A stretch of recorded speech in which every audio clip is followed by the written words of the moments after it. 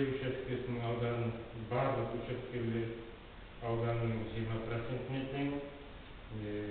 Екінші және үшінші учаскелердің аудандарының қатынастары 2-ның алтыға қатынасындай учаскелердің әрқайсысының аудандарын табылды. Бізде 3 жер учаскесінің ауданы мысалы S1, S2, S3 деп белгілейді. Бұл 60 гектар.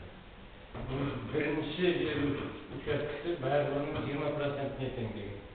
Сонда S1 тең болады барлығы 60, 20% дегеніміз 0,02. 60 пен 0,02-ні көбейтсек 12 гектар болады. Енді екінші жер учаскесі мен үшінші жер учаскесінің қатынасы берілген. Екінші жер учаскесі мен үшінші жер учаскесінің қатынасы 2-ның қатынасы. Енді біз екеуінің қосындысы барлығы қанша болатынын сұрайды. Екінші және үшінші жер учаскесінің қосындысы 60-тан бірінші жер учаскесін азайтсақ, 60 азайту 12, сонда 48 гектар.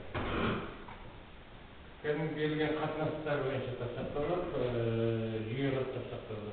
Қатынастың мүшелері қосамыз, 2 мен 6-ны қосамыз. Бұл 8 болады. 48-ді 8-ге бөлеміз. Бұл 6 болады. Әр бөлік 6-дан кетті. Сонда S2 дегеніміз 2 көбейту 6, сонда 12 гектар болады. Ал S3 дегеніміз 6 көбейту 6. 6 көбейту 6, 36 гектар.